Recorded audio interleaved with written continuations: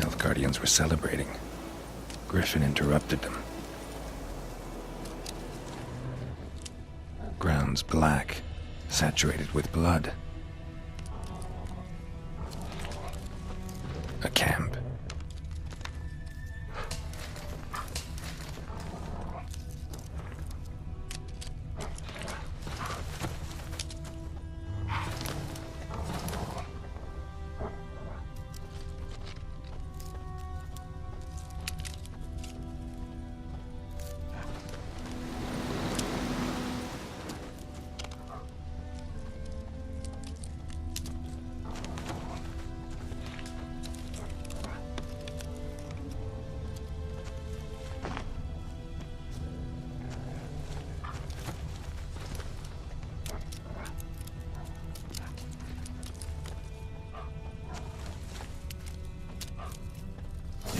Are older and deeper, heavily armored. Nilfgaardians, probably.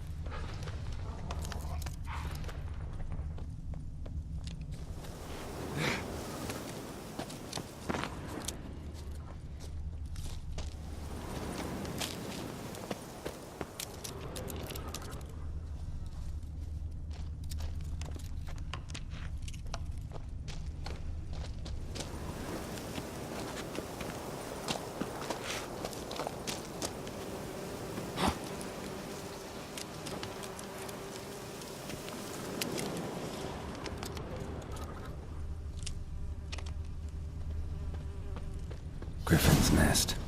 What remains of it, at least. Corpse is a couple of weeks old. Still alive when the Griffin brought him here. Took a long time dying. Bones. Horse. Dog. Human. A few months' worth. Female. Larvae in her wounds have already hatched. Been dead at least a week. Other Griffin must be a male. Deep cuts over the whole body. Not a drop of blood on the beak or claws. Didn't defend herself. Crept up on her while she slept. Beak tips worn. Gray hairs in the coat. 10, 12 years old. Griffins pair off for life when young. Male must be about the same age. Thick shaft, dense barbs. A royal griffin. Explains why the male I ran into was so aggressive. Hunted the Nilfgaardians down here in the forest first, then started prowling the area.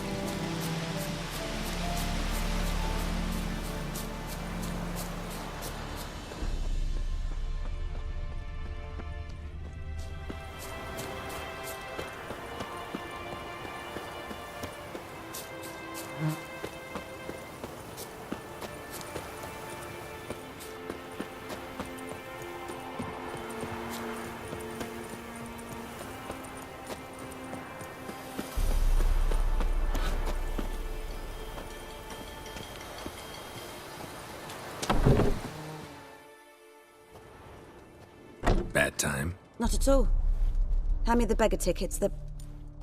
Red bloom. Well, well, one versed in herbs. Probably saying too much, but I know a bit. For instance, that beggar tick's poisonous. In large doses. Small ones soothe pain and bring forth pleasant dreams. Which is all I can hope to do for her.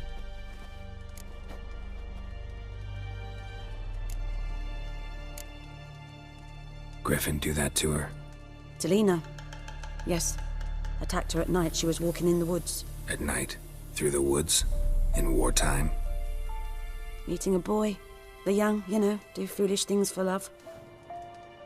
Wounds are healing, but she will die. Blood's pooling in her skull. Nothing my bruise can do to help.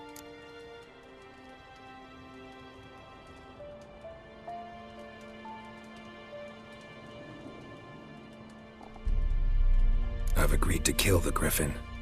No more victims after I do. There will be, of course. With the Griffin gone, others will kill in its stead. Monsters, or men. So what do you think I should do? Ply your trade. But don't think you can change anything. Looking for buckthorn. Know if it grows anywhere around here? Bottom of the river, where the channel's widest. But you do know that once out of the water... It'll stink worse than a week-old carcass. Counting on it. Oh yes, the Griffin.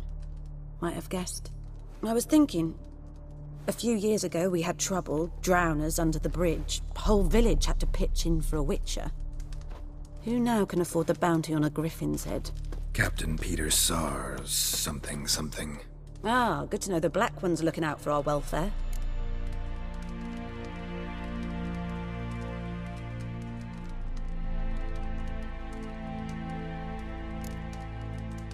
Nilfgaard values one thing. Order. Griffin's disturbing that. It's gotta go. Yes. First I'll tend to the monsters, then to the folk. Not from here, are you? A lot of bitterness in you. Too much for someone who's spent her life in a hut in the middle of nowhere. True. And you're in a hurry. Elsewise you'd not use bait, just wait for the Griffin to attack again. Believe we could have an interesting conversation.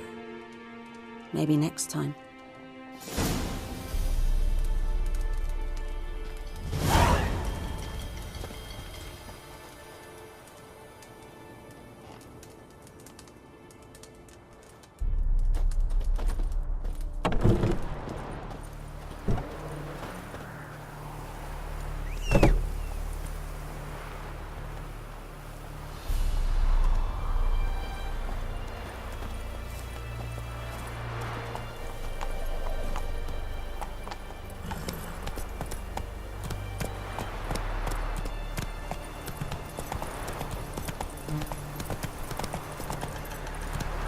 Giddy up.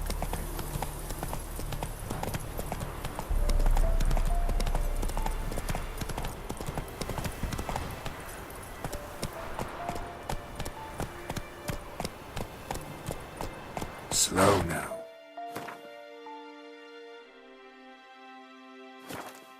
Whoa.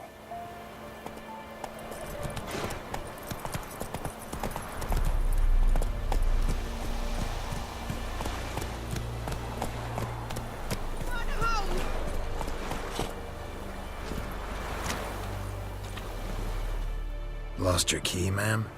No, not me key. Me pan. It's always sat there empty, this hut. That is, till the night afore the battle. A man arrived, walked right in like 'twere his own.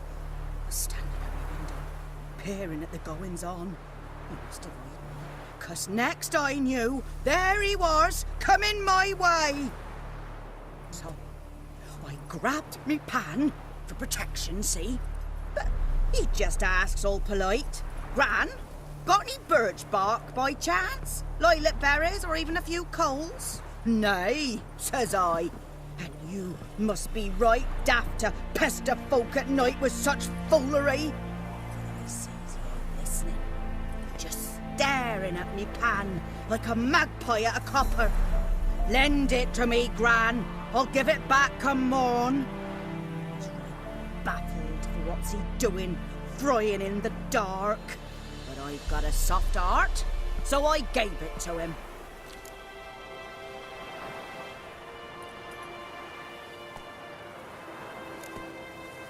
Interesting. What happened then? Before dawn, another rode up to the hut. But come on, only the first fella left. Locked the door, hopped on his horse, and that were all I saw of him. And me pan. 'Twere old, black with soot, not worth much, I suppose. But I've no other. Will you help me, dearie? Ring an old widower pan. I could never break down that door myself. And in truth, I'm afeard to go in any road. Such a stench wafting out.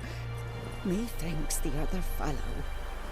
Well, that he's lying there. Never taken on a pan contract. Fine, I'll go in, look around. You should wait here, just in case.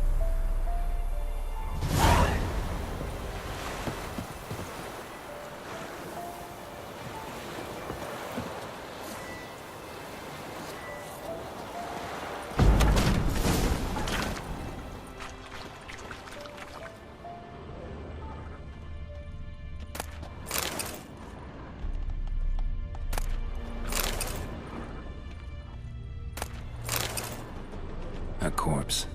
Explains the stench.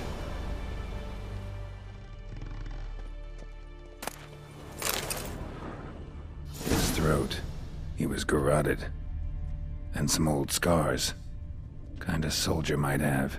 What's that, dearie? Nothing.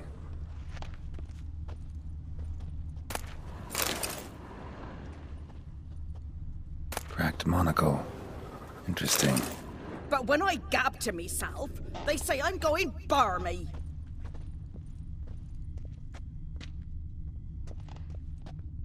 Documents. Almost entirely burnt. A few pieces still legible. Found the pan, have ye?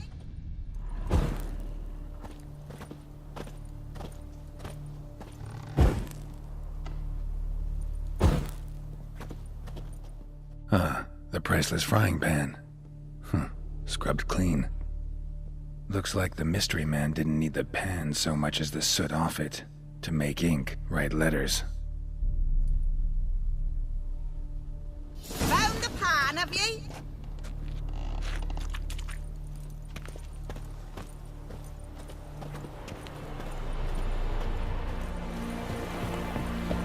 Here, your frying pan. Mine? But mine were black with soot. And I could see myself in this one if I wanted. But them years are past. It was the soot the man needed. He scraped it off to make ink. Must have had an urgent letter to write. Urgently burned some other documents too. And the other fellow? Dead. Round up a few boys and bury him outside the village. Deep, so the necrophages don't dig him up. And take my advice. Don't mention this to the Nilfgaardians. Hang about! You've earned a token of thanks. Here, son, for the road.